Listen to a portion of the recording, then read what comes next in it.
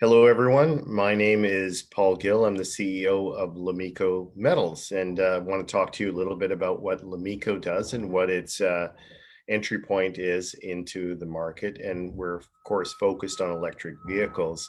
Lomiko trades on the TSX Venture, where our main listing is, but also on the OTCQB under the symbol LMRMF.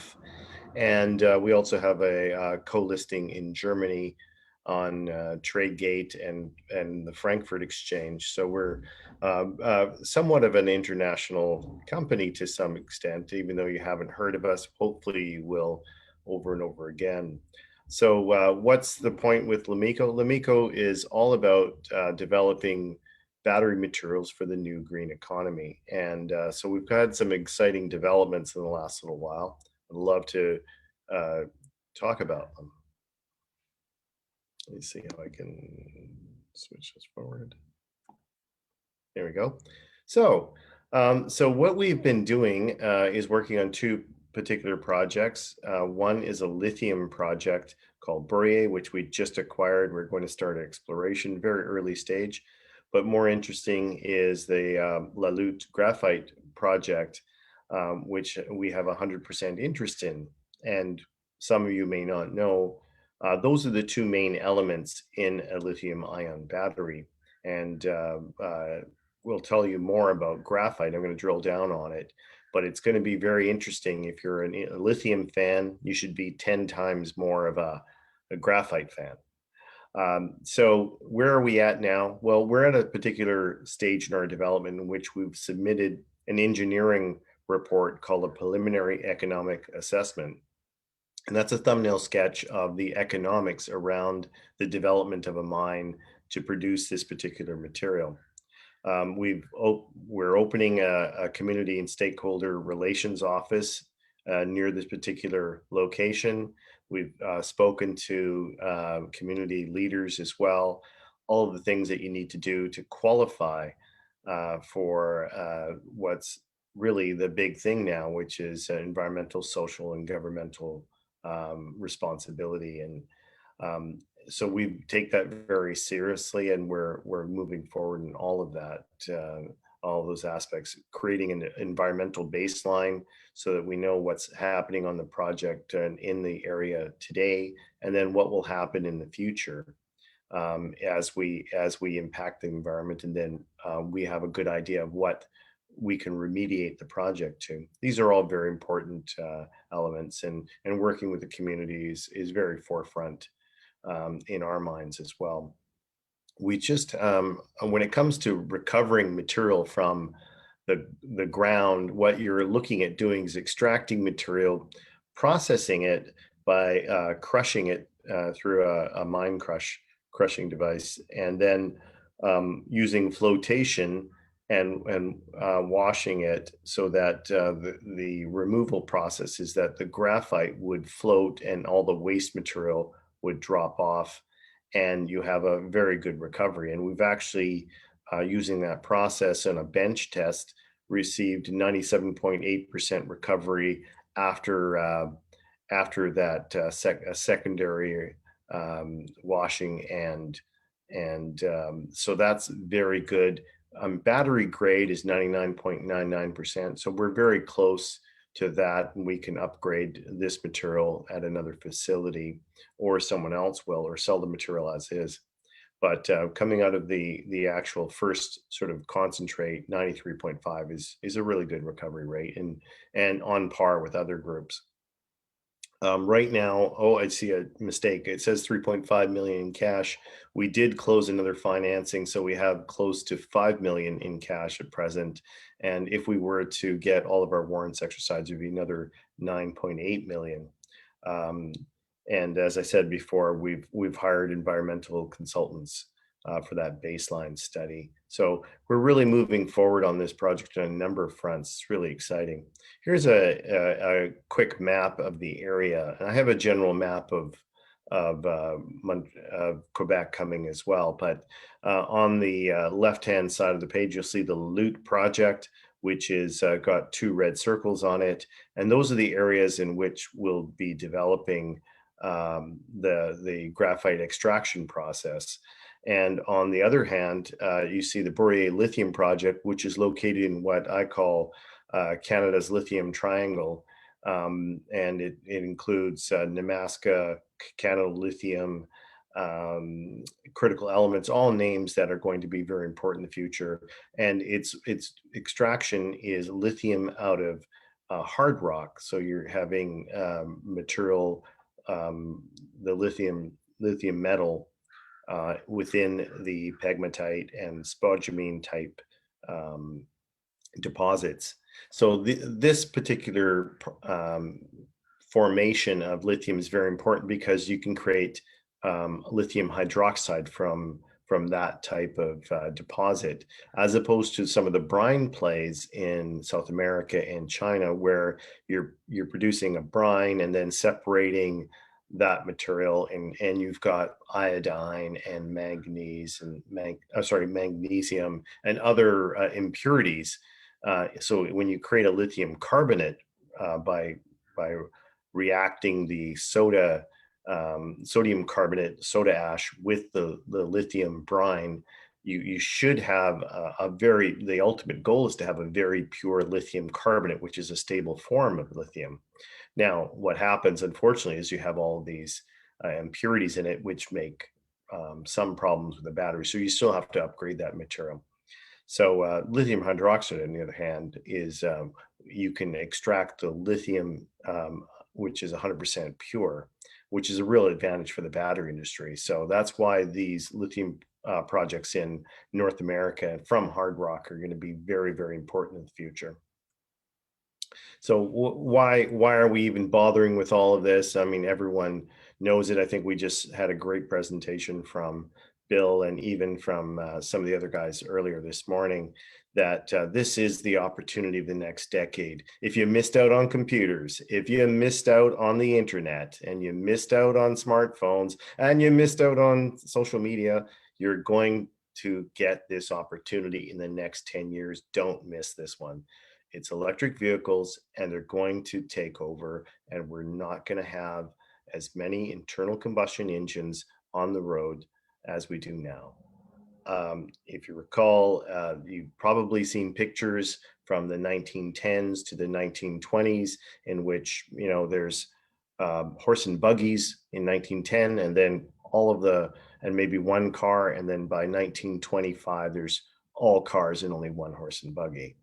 That's what we're going through here. It's a monumental change in the way the consumer will react. I myself, going through the process of, okay, we're having to buy a new vehicle. It makes sense to buy electric vehicles. So that's our choice. I bought a Tesla 3. We're waiting for delivery now. I think that's where a lot of people are going to be in the next little while. So their next choice is going to be that particular vehicle. So make sure you're on this particular trend one way or the other. You've seen what happened with Tesla. To meet that demand, we have to have battery materials. And here's why. Here's an older version of this particular um, chart, but as you can see, it shows all of the various different materials that go into a battery. And the big takeaway here is that you need more volume of graphite than any other material. So it is vitally important that there be a lot of supply of this material. The demand is going to go up, and it's susceptible to price increases if you don't have enough produced. So that's something to keep an eye on. So every Tesla would have 92 kilograms, which is about 200 pounds of graphite. Pretty significant. Now, of course, it'll have just as much copper, or probably more copper, but copper is much more readily available and economically cheaper. To find economic sources of graphite, that's a real trick. So that's what we've done, and we're going to tell you all about it. Here's a good little chart of where the markets are for this particular material. A lot of it is priced in by location, Europe or China, But as I can show you that the electrical industry, smelting, and all these other ones are areas in which you need this particular material. But where they're paying for the most dollar for dollar is in the electric vehicle, battery industry, and the nuclear facilities. And you can see the price jump it goes from all the rest of them to that. So that's the kind of material we want to.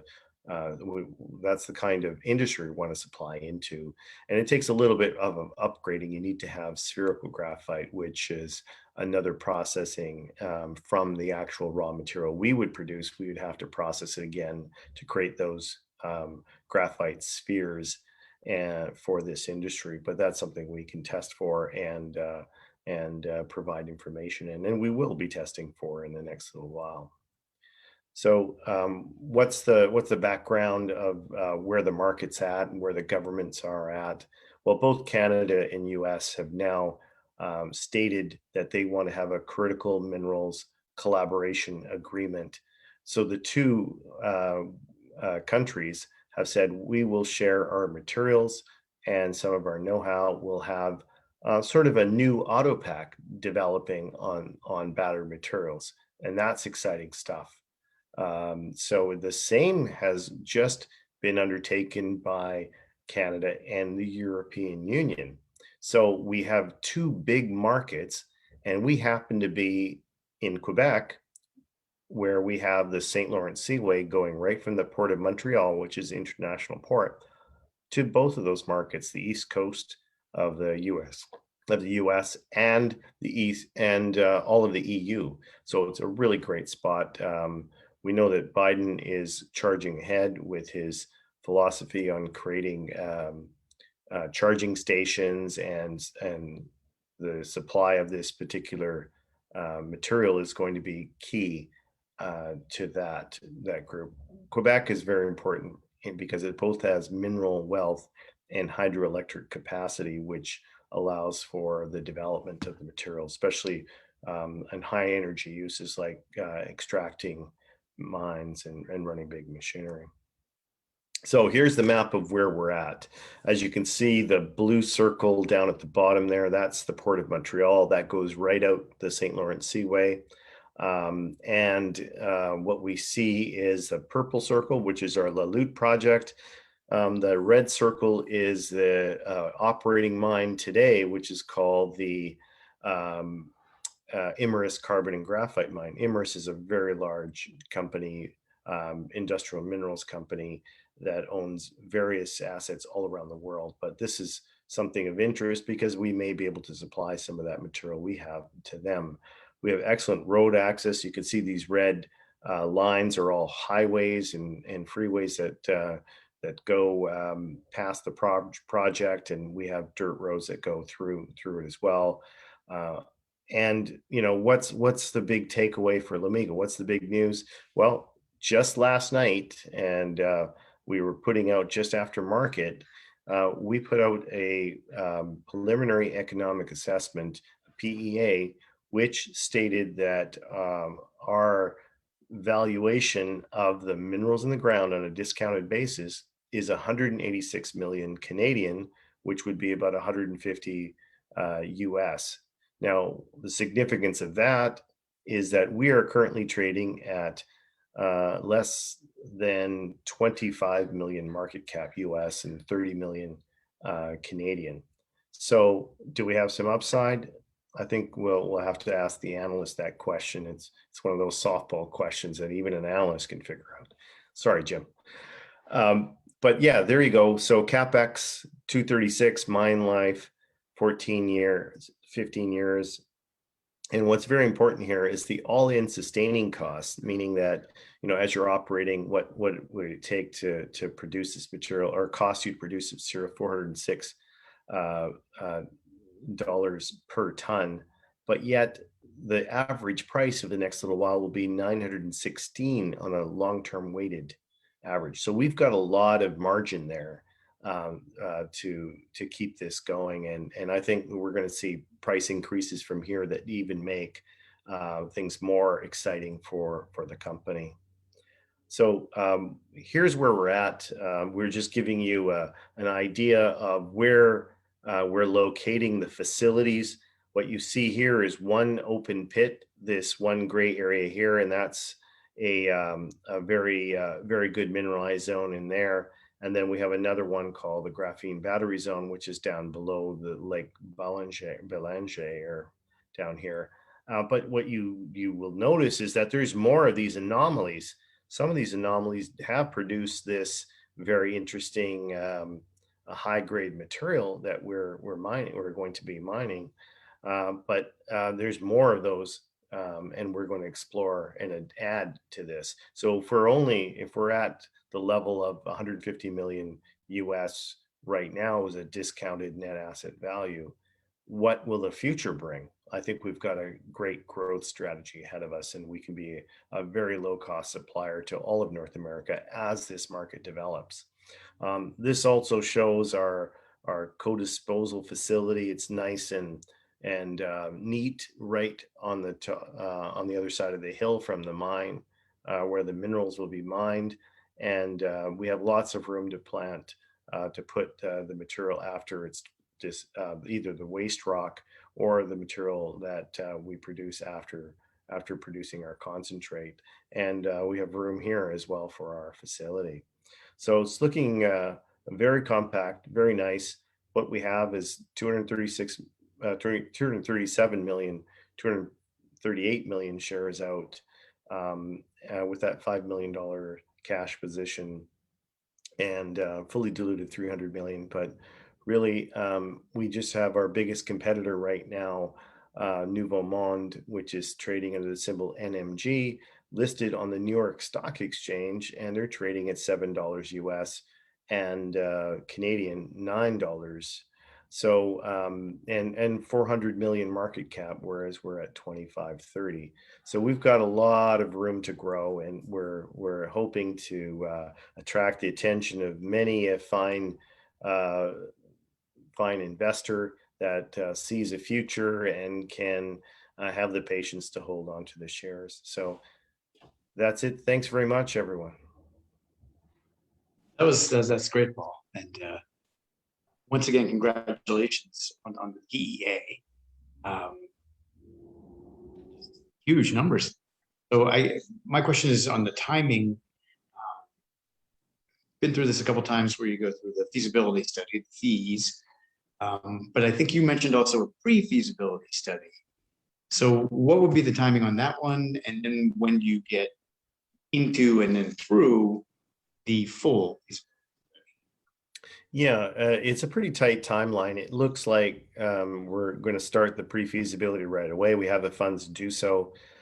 We should be through that by 2022. And the reason you do that is you want to try to have a pilot plant of sorts that would be able to produce some of the end material, which you will send to potential customers to sample, and you really want to market and get a potential offtake agreement. So that's really the reason for pre-feasibility.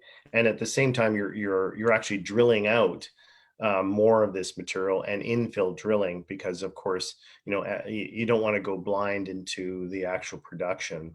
The mine start is planned for June of 2025. So it's a tight timeline, but it also coincides with, I think, what we're going to see is a huge kick in demand, which will move prices.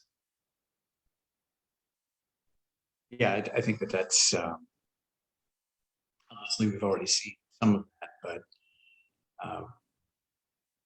when you think of getting through that and getting between now and 2025,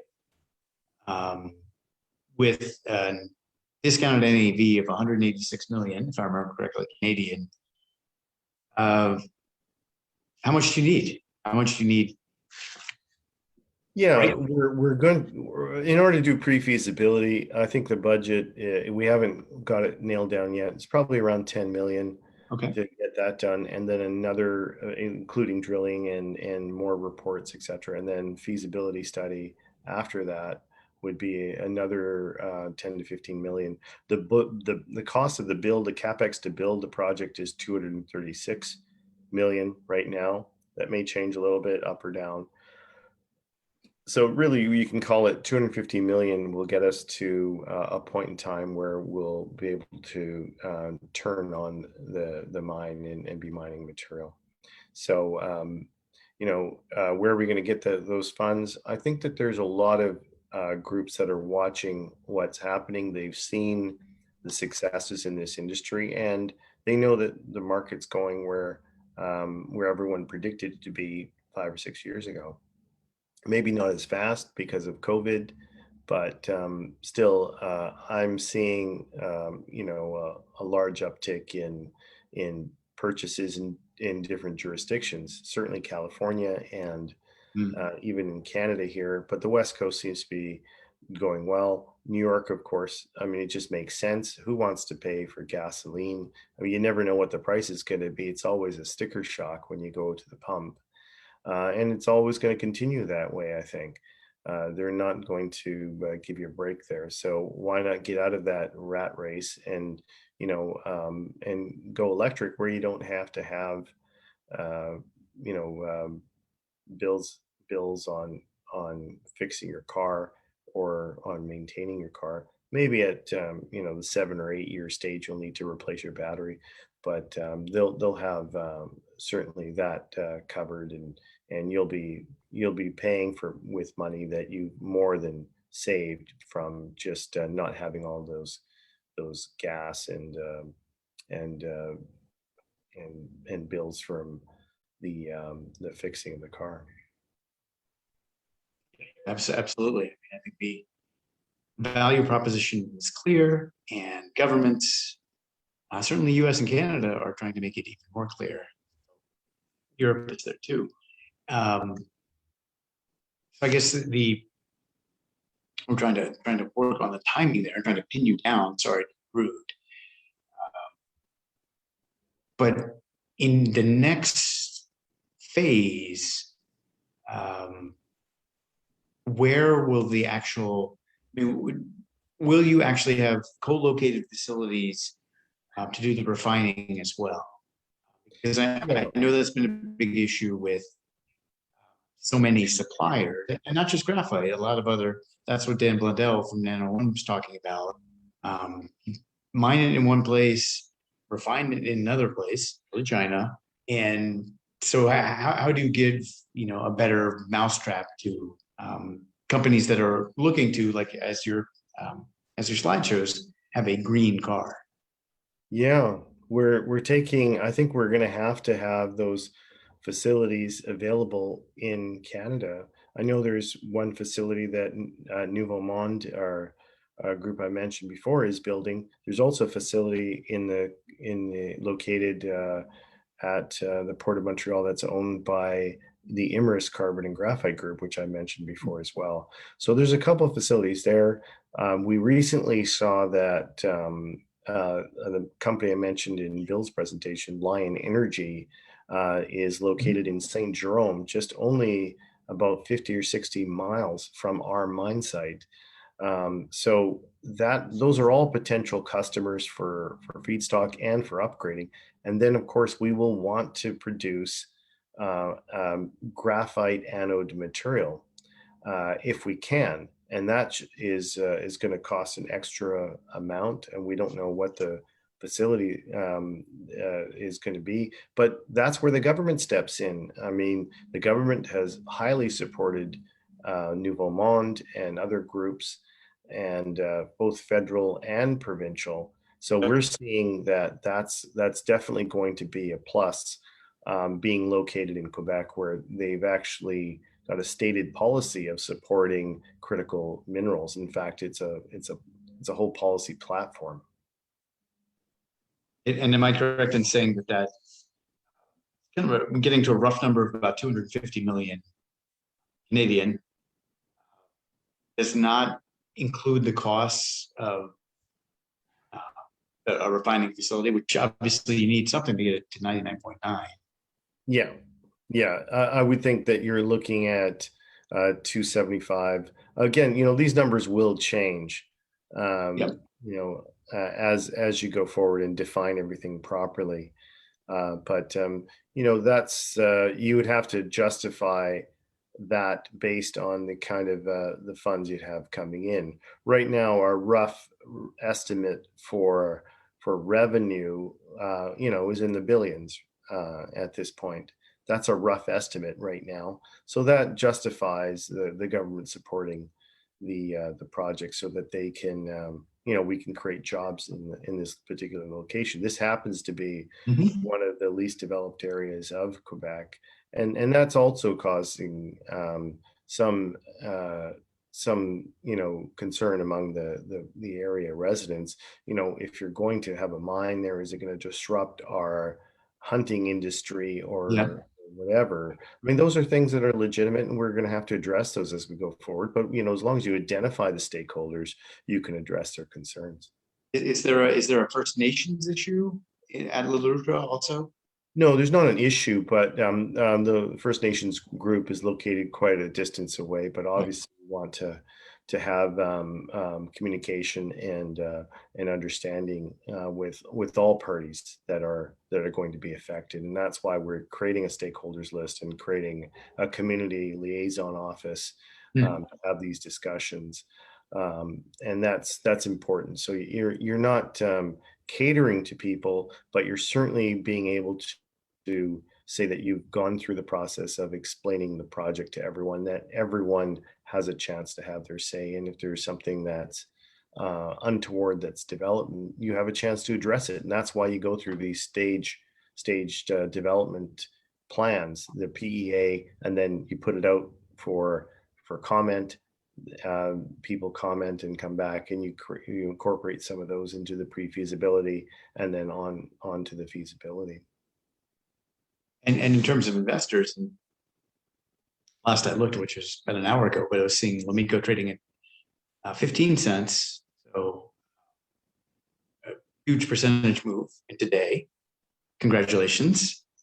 Um, how should we look at Lomiko has had, not to put you on the spot, but Lomiko has had some other products and sort of other enterprises. So I'm thinking the USB charger, um, former interest in graphene ESD out here in Stony Brook, and um, just as an investor or potential investor, do you envision Lomiko as a pure play now Yeah, on the graphite mining, with obviously a Bourier as well? I don't want to leave that out, but yeah, it's going to be. I mean, that's why we optioned Bourier and brought that into the mix. And we are actually spinning out the technology, and we'll retain 20% interest in it, but okay. it'll be self-funded, and we'll get a nice 1.4 million from that. So Nice. I think that's the best way to go. We're really wanting to separate the technology and the mining aspects of this enterprise. We have a lot of cool technology, but you can't focus on it and focus on mining at the same time. You have to have separate teams. They don't cross paths too much, and the material that we're coming to grips with in our particular project. I mean, it's comparable to a company, and this is the big takeaway. It's comparable to a company that has been able to list on the New York Stock Exchange. I mean, that's pretty cool, and that's I think that justifies a lot of the effort that a lot of us in this company put in, and so we're looking forward to a brighter future. And right now we're trading some volume, but we expect to see, I think, price appreciation and more interest from institutions as we go forward. Sure. And I think the questions that I usually get from investors when I write about Lomiko, they're for real money, or I'm working with Ohm Research now in Sao Paulo, is just you've thought of this a million times, I know, but the gap between the 250 million and the 30 million is, how do you fill that in the current shell? And then you start talking about like what Nano One and Dan was talking about, could do royalty, could do JV. It's a lot of capital, and I think there are a lot of different ways to structure.